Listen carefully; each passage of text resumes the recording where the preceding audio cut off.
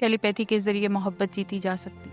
जी बिल्कुल, वो जो आमिल हजरात कहते हैं महबूब आपके कदमों में, टेलीपैथी से ये हो सकता है। मेरा ये मानना है कि वो मोहब्बत ही क्या जिसके लिए टेलीपैथी करनी पड़े। तो क्या वाकई दिमाग पढ़े जा सकते? Yes, mind to mind connection बनता है। दिल की बात, जहन की बात क्या सोचा जा रहा है पता चल जाता है। दुनिया के एक कोने में बैठा शख्स दुनिया के दूसरे कोने में बैठे शख्स की हीलिंग कर सकता है। नेगेटिव एनर्जीज, काला जादू, नजर, क्या ये भी इसी इल्म का एक नेगेटिव हिस्सा है? ये नहीं, माइंड साइंसेस तो माइंड साइंसेस है, काला जादू तो जादू है, दोनों डिफरेंट चीजें हैं। किसी भी बीमारी का इलाज एनर्जी हीलिंग के थ्रू हो सकता है, आपका ये मानना है?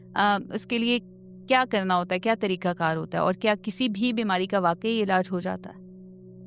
पहली तो बात, एनर्जी हीलिंग क्या होती है? एनर्जी हीलिंग या माइंड पावर हीलिंग या रिमोट हीलिंग, ये सब एक ही काम है, मिलते जुलते नाम है। छोटा छोटा टेक्निक्स का फर्क हो सकता है। राइट। हीलिंग होती है, हम सिखाते भी हैं हीलिंग, हम लोगों को हीलर्स बनाते भी हैं, कोर्सेज कराते हैं, लोग हीलिंग करते हैं। दुनिया के एक कोने में बैठा शख्स दुनिया के दूसरे कोने में बैठे शख्स की हीलिंग कर सकता है। ये होता है, हम सिखाते हैं, लोग करते हैं। ओके। इसको रिमोट हीलिंग कहते हैं। और ये अल्फा स्टेट में होता है? जी अल्फा सेट में ओके, हीलिंग का राइट। तरीका सीखेंगे, सेल्फ बिलीफ, सेल्फ ठीक है। प्रैक्टिस करेंगे, उसमें महारत हासिल करेंगे और फिर आप हीलिंग करेंगे तो हीलिंग होगी। हीलिंग जो है ना, एक ऑल्टरनेट मेडिसिन का एक हिस्सा है। ओके। और ये दुनिया के जितने टूल्स हैं ना, अल्लाह के बनाए हुए असबाब में से एक सबब है। अच्छा, ठीक है। कोई भी ये नहीं कहता, ना हम कहते हैं ना कोई कहता है कि जी इससे हर बीमारी का इलाज हो जाएगा। ओके। जिस तरह एलोपैथिक मेडिसिन से इलाज होता है, एक प्रूवन चीज़ है, इलाज होता है, इससे हर बीमारी का इलाज नहीं होता। एग्जैक्टली। किसी पे अच्छी असर करती है, किसी पे बुरी। इसी तरह ये भी एक टूल है, किसी पे बहुत अच्छा असर करेगा, किसी पे कम करेगा, किसी को 100% क्योर कर देगा, किसी को कोई फर्क नहीं देगा। ठीक है, आपने एलोपैथी की बात की, वहाँ से मेरे दिमाग में ये ख्याल आया कि कुछ दवाइयों के साइड इफ़ेक्ट्स भी होते हैं। तो ये जो माइंड पावर साइंस है, या जो माइंड पावर की तमाम तजर्बात हैं, क्या इनका कोई साइड इफ़ेक्ट भी हो सकता है किसी शख्स पर? नहीं, इसका कोई साइड इफेक्ट नहीं होगा। इसका कोई साइड इफ़ेक्ट? एनर्जी है, हम किसी की बीमारी हील कर रहे हैं ना, अगर उसकी बीमारी को फर्क नहीं पड़ा ना, तो उसकी साइकोलॉजी इंप्रूव हो जाएगी, उसकी एनर्जी इंप्रूव हो जाएगी, वो कहीं ना कहीं वो फायदा देगी। साइड इफेक्ट कोई नहीं है। कई दफ़ा आपने टेलीपैथी का जिक्र किया। टेलीपैथी क्या है? क्या आज के दौर में वाकई ये इल्म काम करता है, नहीं करता? कौन से बड़े बड़े काम आप कर सकते हैं या छोटे छोटे काम किए जा सकते हैं? थोड़ा सा डिटेल में बताएं टेलीपैथी को। देखिए, टेलीपैथी की अभी तो हमने एग्जांपल दे ली, हम किसी के बारे में सोचते हैं वो और कनेक्शन बन जाता है। टेलीपैथी तो एग्जिस्ट, ये तजर्बा हर इंसान ने जिंदगी में किया होता है, ठीक है? तो टेलीपैथी एग्जिस्ट तो करती है। इसके ऊपर इवन दुनिया में साइंटिफिक एक्सपेरिमेंट्स हैं, पिछली सदी के साइंटिफिक एक्सपेरिमेंट्स हैं मॉडर्न कंट्रीज में। इट्स अ प्रूवन फैक्ट, ये काम करती है। अब इससे क्या क्या किया जा सकता है, काम किया जा सकता है इससे। फॉर एग्जांपल, किसी के दिल में आप ख्याल डाल सकते हैं, किसी से आपने अपनी बात मनवानी है, उसके इम्कान ज़्यादा हो सकते हैं, डेफिनेटली प्रोवाइडेड अगर आप जायज़ बात कर रहे हैं, रेशनल बात कर रहे हैं तो। ठीक है। और किसी ने कोई बिजनेस प्रपोजल किसी को देने हैं, जिस आपने कंपनी के साथ बिजनेस प्रपोजल जिसको देना है, आप उनके ऊपर टेलीपैथी कर सकते हैं। आपने कोई अपनी क्लास में प्रेजेंटेशन देनी है, आप अपने स्टूडेंट्स के ऊपर, टीचर्स पे टेलीपैथी कर सकते हैं, फैमिली में टेलीपैथी कर सकते हैं। किसी को आपने किसी का जहन वीक है, कॉन्फिडेंस लो है, आपने कॉन्फिडेंस फीड करना है, टेलीपैथी से आप कर सकते हैं। कोई बंदा डबल माइंडेड है, किसी फैसले पे नहीं पहुंच रहा, आप उसकी हेल्प कर सकते हैं टेलीपैथी सामने बैठ के होती है? टेलीपैथी का क्या तरीका कार है? लेकिन टेलीपैथी का तरीका वही होगा। माइंड साइंसेस का क्या तरीका है? Alpha state of mind. चाहे आप सामने हो, दूर हो, डिस्टेंस मैटर नहीं करता। डिस्टेंस मैटर नहीं करता। Okay, right. जो बिगनर्स होते हैं वो तो यूं करेंगे कि लेट से वो अपनी आरामदेह पोजीशन लेंगे, आंखें बंद करेंगे, मेडिटेट करेंगे, अपनी उस फ्रीक्वेंसी पे ट्यून करेंगे, कनेक्शन बनाएंगे जिससे टेलीपैथी करनी है, और फिर टेलीपैथी करेंगे। राइट। एडवांस लेवल पे क्या होगा? आप खुली आंखों से भी टेलीपैथी कर सकते हैं, आप शॉर्ट टर्म में चलते फिरते कर सकते हैं। तो ये होगी एडवांस। बेसिक जिसने करनी है वो आराम से एहतमाम से करेगा। तो अगर किसी बिगनर ने टेलीपैथी करनी है, आपके साथ टेलीपैथी करनी है, चाहे आप सामने बैठे, वो अपनी पोजीशन लेगा, आंखें बंद करेगा और आपसे डिसोसिएट हो जाएगा थोड़ी देर के लिए, फिर टेलीपैथी करेगा।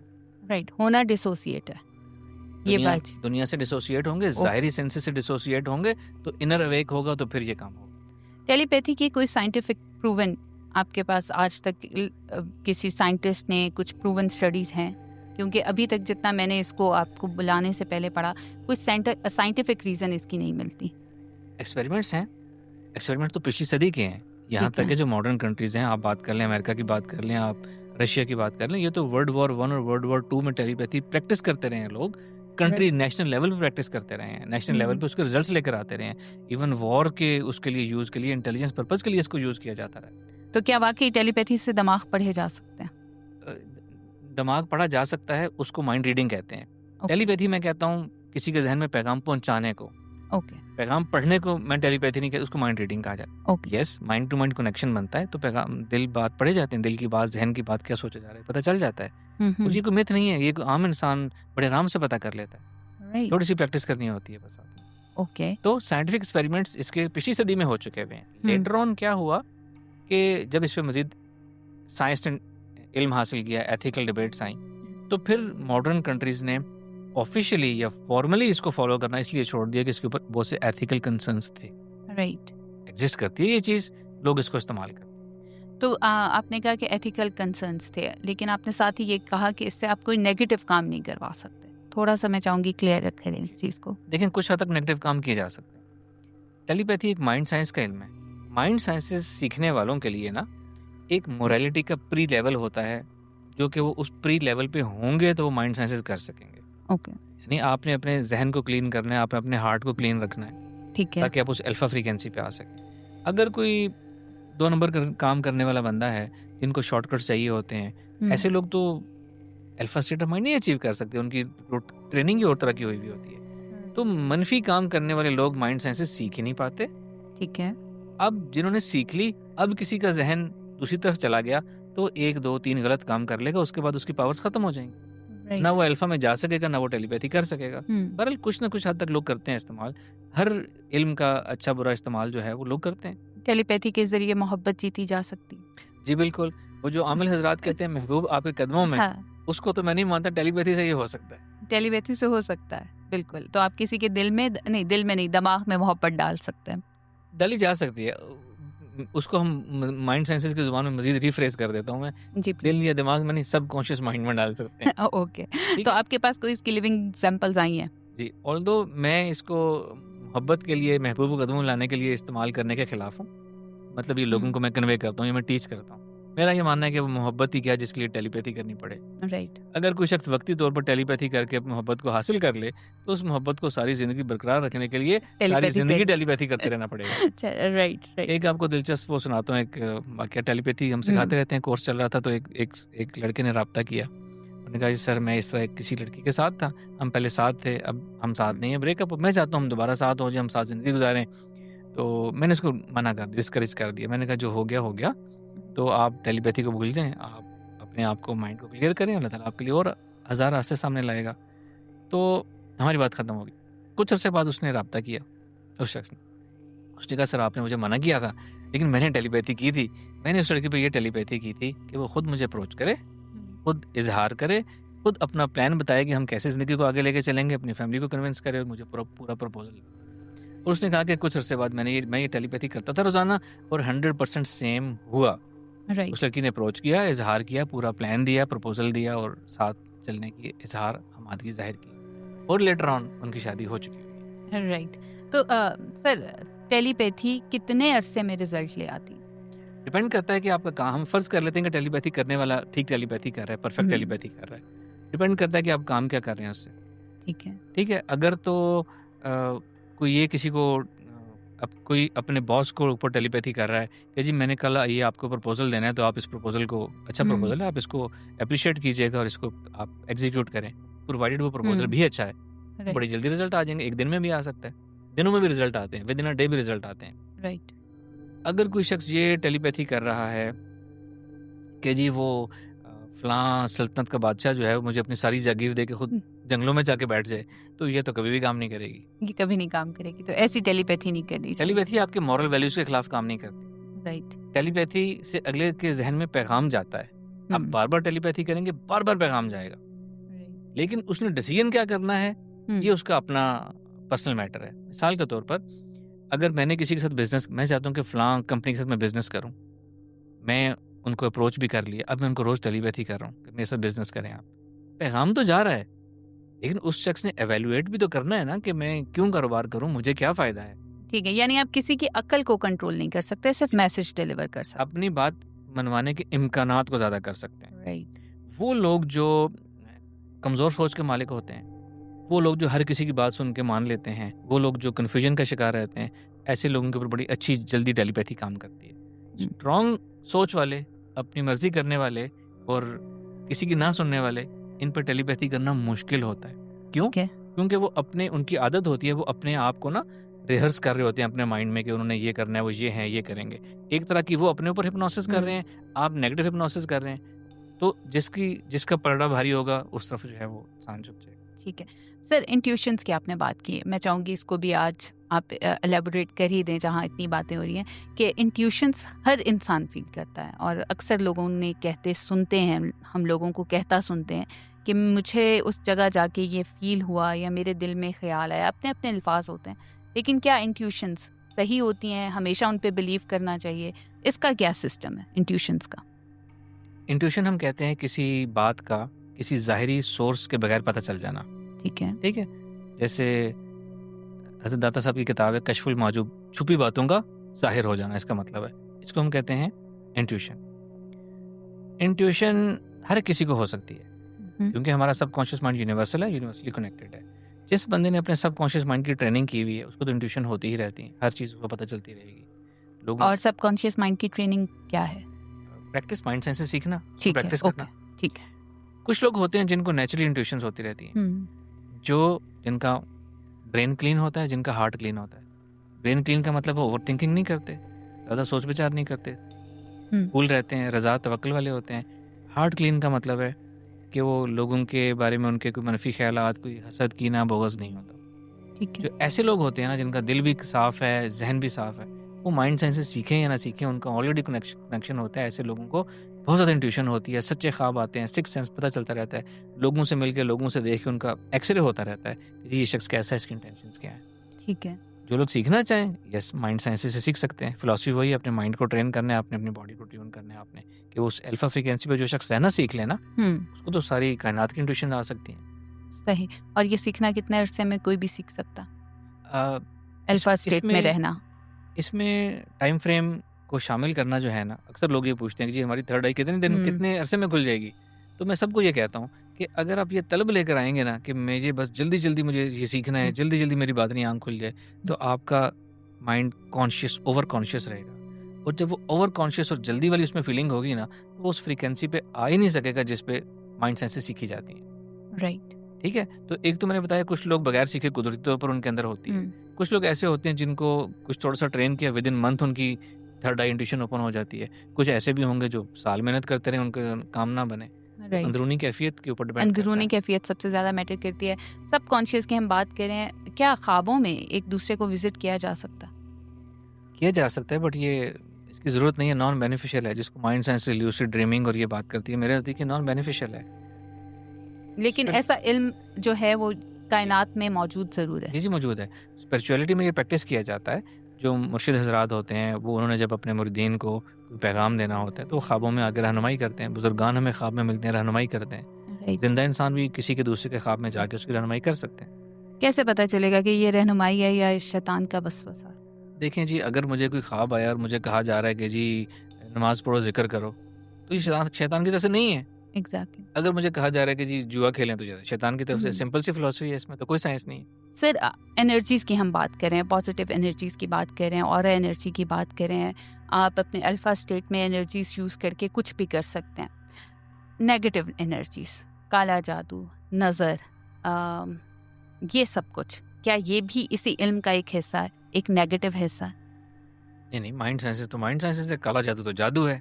दोनों चीज़ें डिफरेंट है। दोनों डिफरेंट चीज़ें हैं। अच्छा, नेगेटिव एनर्जीज़, उनको आप किस तरह से एक्सप्लेन करें? पहली तो बात, एनर्जीज, इस कायनात में अनलिमिटेड किस्म की एनर्जीज हैं। Right. Physics, energy can neither be created nor be destroyed, ठीक है। It can only change it's form. Her cheese energy है इस कायनात में। थॉट्स भी एनर्जी हैं, इमोशंस भी एनर्जी है, इवन यहाँ तक कि मैं, आप, हम सब भी एनर्जी हैं। राइट। एनर्जी की एक फॉर्म में हम जिसको मैटर कहते हैं। ठीक है। हमारा सबकॉन्शियस माइंड भी एनर्जी है। इसी तरह बहुत सी एनर्जीज दुनिया में है। कुछ को तो हम अल्लाह की एक्टिव मखलूक कहते हैं, जैसे इंसान हो गए, जिन्नात हो गए, जिसको हम जानते हैं कि एग्जिस्ट करते हैं। ऐसी एनर्जीज भी इस दुनिया में मौजूद हैं जिसको नाम भी नहीं दिया जा सकता, जिसको एक्सप्लेन भी नहीं किया जा सकता, बट वो लिविंग एनर्जीज होती हैं। अनलिमिटेड किस्म की एनर्जीज होती हैं। पॉजिटिव एनर्जीज भी होती हैं, नेगेटिव एनर्जीज भी इस दुनिया में होती हैं। हम एंटिटीज की बात कर लेते हैं, आपका इशारा इस तरफ होगा। हम एंटिटीज की बात कर लेते हैं जिसको हम शैतान या जिन्नात कहेंगे। पॉजिटिव भी होते हैं, नेक भी होते हैं, बुरे एनर्जीज भी होती हैं और इस दुनिया में फिर रही होती हैं, हर एक की जिंदगी में आसपास होती हैं। ठीक है, आपकी इस बिल्डिंग में भी हो सकती है। ओके, ठीक है, अब पॉजिटिव एनर्जीज फायदा पहुंचाती हैं, नेगेटिव एनर्जीज नुकसान पहुंचाती हैं। राइट, तो नेगेटिव एनर्जी से बचा कैसे जाए? यस, एक तो जो सुबह शाम हिफाजत की मसनून दुआएं हैं वो पढ़ें, अपनी सोच को स्ट्रांग रखें। अगेन, शैतान या जिन्नात ने किसी के जहन में कोई ख्याल डालना है ना, तो स्ट्रांग सोच वाले के सामने उनको भी मुश्किल पेश आती है। कंफ्यूज डबल माइंडेड लोगों को बड़े आराम से शैतानी जिन्नात जो हैं वो ऑक्यूपाई कर लेते हैं। ठीक है, सोच स्ट्रांग होनी चाहिए, आपका फेथ स्ट्रांग होना चाहिए। वो लोग जो ये छोटी छोटी बात पे सोचते हैं कि कहीं हमें नज़र तो नहीं लग गई, ठोकर भी लग गई है तो नज़र लग गई है, किसी ने कुछ करवा दिया, नज़र ना लग जाए, जो लोग इन चीज़ों को बहुत ज़्यादा सोचते हैं उनको बहुत जल्दी बहुत ज़्यादा नज़र लगती है। उन लोगों पर जादू भी बहुत आसानी से होता है, ज़्यादा होता है, जिन्नात भी उनको बहुत आराम से मुतासर करते हैं। और कुछ लोग ये भी कहते हैं कि मैं कुछ भी कर लूँ मेरा काम नहीं बनता। कुछ लोगों को हमने देखा है कि बहुत मेहनत करते हैं और बाकी उन्हें उस तरह रिजल्ट नहीं मिलते, जिस पे हम उन्हें तसल्ली देते हैं कि अल्लाह ताला मेहनत रायगा नहीं जाने देता और ये कभी ना कभी रिजल्ट मिल जाएंगे।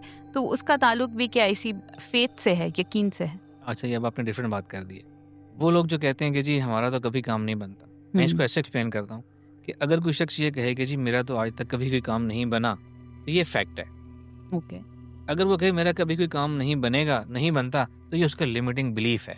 उसके लिमिटिंग बिलीफ की वजह से उसका काम नहीं बनेगा। तो उसके लिए क्या करना चाहिए? लिमिटिंग बिलीफ को चेंज करें, लिमिटिंग बिलीफ। और वो किस तरह चेंज होता है? तो क्या माइंड पावर में क्या क्या उसको चीजें हम कर सकते हैं? इंसान आइडेंटिफाई करे उसके लिमिटिंग बिलीफ्स क्या हैं। राइट, उसके बाद उनको सेल्फ डेलिब्रेशन करे थॉट में कि मेरा ये बिलीफ गलत था, I have to break this, मेरे साथ भी अच्छा हो सकता है। राइट, बिलीफ अपना चेंज करें, अच्छा होना शुरू हो जाता है। और एनर्जी अगर बेहतर करें तो? और एनर्जी तो बेहतर करे तो हर काम में आपको सपोर्ट करेगी। ओके, राइट, तो फिर वो आपका बिलीफ सिस्टम भी बेहतर कर देगी? नहीं, बिलीफ सिस्टम आपने खुद बेहतर करना है और एनर्जी बेहतर नहीं करेगी। राइट, सर आपने हीलिंग की बात की, मैं चाहूँगी आप कोई ऐसा वाकया सुनाएं जिसमें हीलिंग की हो और लोगों को सेहत मिल गई हो, किसी बीमारी का इलाज हो गया हो। क्या कोई ऐसा वाकया है, कोई ऐसा काबिल ज़िक्र वाकया है आपकी ज़िंदगी में? जी, हीलिंग तो हम करते हैं, लोगों को फ़ायदा होता है, हम सिखाते भी हैं, जिनको हम सिखाया वो भी हीलिंग करते हैं। मुझसे पूछें जो हम एज ऑर्गेनाइजेशन हम जो हीलिंग सर्विसेज देते हैं, अगर हम उसके सक्सेस रेट की बात करें तो इट इज़ अबव 80%, 85 to 90% इसका सक्सेस रेट है। हम ये क्लेम नहीं करते कि हर एक को आराम आएगा, हमने कोशिश करनी है शिफा लाने देनी है। वाकया कोविड की बात है, कोविड के ज़माने की। कोविड बहुत ज़्यादा फैल रहा था। कोविड-19 पाकिस्तान में 20 में आया था और बहुत ज़्यादा डेथ्स हो रही थी, फियर था बहुत ज़्यादा और बहुत ज़्यादा लोग बीमार हो रहे थे। मैंने अपने कुछ टीम मेंबर्स को जिनको हम सिखाते थे ऑनलाइन, जो हम सीखते थे, अपने उनको इकट्ठा किया, एक छोटा सा कंडेंस कोर्स करवाया, उनको हीलिंग सिखाई कि हीलिंग कैसे की जाती है और हमने मिलके कोविड के पेशेंट्स की हीलिंग करना शुरू की। हमने अनाउंस किया अपने सोशल मीडिया पे कि जी कोई किसी घर में कोई कोविड का सीरियस मरीज़ है तो हमसे फ्री हीलिंग करवाए। हमने इसको सोशल मीडिया पे प्रमोट किया लोगों तक पैगाम पहुंचाने के लिए, और हमने सिर्फ सीरियस केसेस को हील किया जो कि लाइफ थ्रेटनिंग केसेस थे, और हमने 1 साल ये काम किया। थ्रू इस 1 साल में हमने अराउंड 500 केसेस को हमने हील किया एज अ टीम मिलके। हम 20+ मेंबर्स थे जो कि हम डेली हीलिंग करते थे, और हमारे जो रिजल्ट्स थे ना, 81% लोग ऐसे थे, 81% लोग वो जिनको लाइफ थ्रेटनिंग कोविड था, वो 81% उनमें से सक्सेस रेट ऐसा था कि वो विद इन अ डे अपनी लाइफ थ्रेटनिंग सिचुएशन से बाहर आए और रिकवर होना शुरू हो गए। इनमें से कई लोग ऑक्सीजन पे भी थे, कुछ 1-2 वेंटिलेटर पर भी थे जो वापस आए, और ये सारे वो थे जिनको डॉक्टर ने जॉब दे दिया था, ऑक्सीजन लगी हुई थी, सिचुएशन बहुत ख़राब थी। फिर कुछ हमारी 5-6% ऐसी फिगर थी जिनको एक दिन में आराम नहीं आया, कोई थोड़ा देर से 1 हफ्ते में आया, कुछ को बिल्कुल नहीं आराम आया, ये भी है, और कुछ का हमें फीडबैक नहीं मिल सका। लेकिन 81% success rate with in a day, emergency से बाहर आए और रिकवर हुए। बेड रिडन लोग भी थे, कोमा वाले भी 1-2 थे, ऑक्सीजन वाले बहुत से लोग थे। तो हीलिंग थोड़ा सा आइडिया देंगे, हीलिंग होती कैसे है? एनर्जी हीलिंग आपने अपने घर से बैठ के, कोविड पेशेंट जो वेंटिलेटर पे है वो किस तरह की, मतलब इसकी क्या साइंस क्या है? एक आम आदमी जो आपको सुन रहा है उसे क्या समझ आ रही है? वेंटिलेटर तो आपने एक एक्सट्रीम बात करी ना। आम लोगों के लिए पहले तो उनको ये समझना पड़ेगा कि दुनिया के एक कोने से बैठ के दुनिया के दूसरे कोने में हीलिंग हो सकती है। Okay, right. और आसान, अब तो साइंस बन गई है। साइंस तो अब समझाती है कि आप अल्फा स्टेट ऑफ माइंड हासिल करें, आपका कनेक्शन किसी के ब्रेन से बन सकता है। जब हम किसी के ब्रेन से या किसी के वजूद से कनेक्शन बनाते हैं ना, अब पहला काम अल्फा स्टेट ऑफ माइंड हासिल करना, दूसरा माइंड स्पिरिचुअल डायमेंशन में जाके टारगेट से कनेक्शन बनाना, तीसरा काम उसको हीलिंग करना या उसके जहन में टेलीपैथी करना। ये छोटा सा प्रोसेस है, साइंटिफिक प्रोसेस है। अब जब किसी से आपका कनेक्शन बन गया, अब हीलिंग के टूल्स क्या होते हैं? हीलिंग आप करते हैं जिसको आपने शुरू में जिक्र किया, एनर्जी हीलिंग कहते हैं। आप अपनी ऑरा एनर्जी से दूसरे की ऑरा एनर्जी को आप क्लीन करते हैं, क्लेंस करते हैं, उसको वॉश करते हैं। एक तो एनर्जी से हील किया जाता है। एक इसकी फिलॉसफी है कि जिस तरह हमारा फिजिकल बॉडी का नेटवर्क है ना, इसी तरह हमारे अंदर एक एनर्जी ट्यूब्स का नेटवर्क है। ओके। बीमारी तब पैदा होती है जब हमारे एनर्जी ट्यूब्स के नेटवर्क में ब्लॉकेज आ गई है, साइंटिफिक कुदरती एनर्जी हमारे अंदर आना ब्लॉक हो गई है। ठीक है। तो एनर्जी क्या करती है, और एनर्जी जब आप हील करते हैं किसी के एनर्जी नेटवर्क्स को, ट्यूब्स को खोलते हैं, तो और वो ठीक कर, तो बीमारी ठीक होना शुरू हो जाती है। राइट। एक होगी पावर ऑफ इंटेंशन हीलिंग, कि आप सिर्फ इरादे की ताकत से किसी को हील करते हैं, वो भी होती है। असल में हीलिंग आपकी माइंड पावर से होती है। चाहे जो डिफरेंट मज़ाहिब के लोग अपने अपने मज़हब के वर्सेस यूज़ करते हैं हीलिंग के लिए, कुछ लोग मंत्र यूज़ करते हैं, सिंबल्स यूज़ किए जाते हैं, रेकी में सिखाया जाता है, ये सब टूल्स हैं। असल हीलिंग तो आपकी माइंड की पावर करती है। आपके माइंड में इतनी पावर है कि वो किसी को हील कर सकता है बगैर किसी मंत्र के, बगैर किसी सिंबल के। अच्छा, आपने इतनी माइंड पावर की बात की, आखिरी मेरा सवाल होगा जो कि इंट्रो में मैंने पहले लोगों को कहा, मेरा ख्याल है वो वेट कर रहे होंगे, कि अगर माइंड पावर सब कुछ है तो फिर तकदीर क्या है, फिर दुआ की क्या अहमियत रह गई, और इसको आप इस्लामिक पॉइंट ऑफ व्यू से किस तरह एक्सप्लेन करेंगे? क्योंकि अभी आपने खुद भी कहा कि हमारा काम है हीलिंग करना, शिफा देने वाले अल्लाह की ज़ात है, तो आपने माइंड को बहुत बड़ी चीज़ बता दिया है हमें इस पॉडकास्ट में। फिर ये दुआ और कुदरत और तकदीर, इसको आप किस तरह डिफाइन करेंगे? देखिए, हमने इस्लामिक पॉइंट ऑफ व्यू की बात की। जो इस्लामिक पॉइंट ऑफ व्यू तकदीर का है ना, वो है कि तकदीर दो तरह की है। एक को तकदीर मुबर्रम कहा जाता है और एक को तकदीर मुअल्लक कहा जाता है। एक रिलीजियस कॉन्सेप्ट है। तकदीर मुबर्रम वो है जो कि फिक्स है, जिसमें इंसान उसको चेंज नहीं कर सकता। कोई अमीर घर में पैदा हुआ है, गरीब घर में पैदा हुआ है, कोई माजूर पैदा हुआ है, खुदा ना खास्ता, किसी की कोई लिमिटेशंस हैं, या यूँ समझ लें कि एक बाउंड्री हर इंसान को दे दी गई है, वो उससे बाहर नहीं जा सकता। ये उसकी तकदीर मुबर्रम है। अब इस तकदीर मुबर्रम के अंदर हर इंसान को जो इख्तियार दिया गया है उसको कहते हैं तकदीर मुअल्लक। वो मुअल्लक इसलिए कहते हैं कि इंसान अपनी इख्तियार से उसको जिस तरफ मर्जी ले जाए। अब ये जो मुबर्रम और मुअल्लक की परसेंटेज है ना, मेरा पर्सनल पॉइंट ऑफ व्यू है कि हर इंसान की डिफरेंट है। ये किसी की 50-50 की होगी, किसी की 80-20 होगी, किसी की 70-30 होगी। ठीक है, it is different for everyone. लेकिन फॉर ऑल जो तकदीर मुअल्लक, वो तकदीर जो इंसान बना सकता है ना, वो इतनी ज़्यादा हम अपनी लाइफ में चेंजेस कर सकते हैं कि मेरा ये मानना है कि अल्लाह ताला ने जितनी हमें तकदीर मुबर्रम का इख्तियार दिया है ना, हम उसका 1% भी इस्तेमाल नहीं करते। ठीक है, तो तकदीर मुअल्लक अल्लाह ने इख्तियार दिया है हमें, और उसका हम इस्तेमाल हमारी ज़ाहिरी powers, hidden powers, mental capacity, hidden सलाहियतें जो होती हैं, उनका इस्तेमाल करके इंसान अपनी लाइफ को बहुत हद तक चेंज कर सकता है। हम नहीं करते। कुरान पाक की आयत है, सूरह कसस आयत नंबर 77, लंबी आयत है, आखिरी उसका हिस्सा ये अल्लाह ताला फरमाते हैं कि और दुनिया में अपना नसीब लेना ना भूलना। मैं तो नसीब लेने का कहा जा रहा है, नसीब हमने बनाना है। अनफॉर्चुनेटली हमारा किस्मत नसीब का कॉन्सेप्ट गलत है, हमें गलत सिखाया गया है, इस वजह से हम लोगों की किस्मतें भी ख़राब हैं। राइट, और हमें गलत ये सिखाया गया है कि हमने अपने लिमिटिंग बिलीव्स बना लिए। हमें गलत ये सिखाया गया है कि जी किस्मत तो फिक्स्ड है, जो अल्लाह चाहेगा वही होगा, जो मंजूर खुदा होगा वही होगा, और आप इंसान बेबस है, इंसान कुछ नहीं कर सकता। कुछ और ज़ाहिरी असबाब ज़्यादा सिखाए गए हैं। ज़ाहिरी असबाब से हमें दूर किया गया है, और हमें ये सिखाया गया है कि जो अल्लाह को मंजूर है वही होगा, जो भी कर लो होगा वही जो अल्लाह को मंजूर है। कुछ काम गलत हो जाए तो कहा जाता है कि बस अल्लाह को यही मंजूर था। ऐसा ही है, 100% ऐसा ही है। हम इसका इस्तेमाल गलत करते हैं। राइट, दुआ की अहमियत। अच्छा, अब वो चीज़ें जो हमारी तकदीर मुबर्रम में आती हैं, उसी में दुआ आ जाती है, उसी में हुस्न तदबीर आ जाती है, उसी में माइंड साइंसेस आ जाती हैं, उसी में दुनिया की सारी सलाहियतें आ जाती हैं। राइट। आपकी एक वीडियो में मैंने देखा था कि दुआ का भी एक ख़ास टाइम है। दुआ भी अगर अल्फ़ा स्टेट में की जाए और रिपीटेडली की जाए तो जल्दी कबूल हो जाती है। एक्सप्लेन करेंगे? आपने पहले कहा था आखिरी सवाल है। अच्छा जी, बिल्कुल ऐसा ही है। दुआ की कबूलियत के जो औकात हमें रिलीजन ने बताए हैं ना, अगर हम उनको समराइज़ करें ना, मिडनाइट, आधी रात को तहज्जुद के वक्त दुआएं कबूल होती हैं, अल्लाह ताला आसमान दुनिया पर होते हैं, उस वक्त हमें कुदरती तौर पर अल्फ़ा स्टेट ऑफ माइंड हासिल होती है। ठीक है, कोई शख्स गुस्से में नहीं होता उस वक्त। बारिश के वक्त दुआ करना कबूल होती है। बारिश के वक्त हर इंसान का मूड अच्छा हो जाता है, वो अल्फ़ा स्टेट ऑफ माइंड में चला जाता है। और जो दुआ तकरार के साथ रिपीट करके बोली जाए तो वो ज़्यादा कबूलियत के इम्कानात होते हैं। मैं सबको ये कहता हूँ, आपके व्यूअर्स को, कि इस तरीके से दुआ करना शुरू करें, पुरसुकून जहनी जिस्मानी कैफियत हासिल करें, दुनिया के ख्यालात को पीछे फेंकें, थोड़ा सा सुकूत करें। जब जहन में सुकूत हो जाए, फिर अल्लाह ताला को मुखातिब करके तवज्जो के साथ रिपीट करके दुआ करें। जो एक आप दुआ कर रहे हैं ना, आप उस तरह से 20 दफ़ा रिपीट करें। हम आमतौर पर दुआएं ऐसे कर रहे होते हैं कि अल्लाह हमें ये भी दे दे, ये भी दे दे, बस ऐसे करके हम चले जा रहे होते हैं। तो एक एक दुआ को रिपीट करके, अल्फाज चेंज हो सकते हैं, फ़िक्रे चेंज हो सकते हैं, चीज़ एक ही आप मांग रहे हैं, रिपीट करके दुआ करें अल्फा स्टेट ऑफ माइंड में, अल्लाह ताला को मुखातिब करके। दुआ करने वाले को मज़ा भी आएगा, सुरूर भी आएगा, कबूलियत के इम्कानात भी ज़्यादा हो जाएंगे। Thank you sir, thank you so much for coming. आपने बहुत सारी चीज़ें क्लियर की। आई वुड लाइक कि हम दोबारा आपको बुलाएं और स्पिरिचुअलिटी पे बात करें। Thank you so much everyone.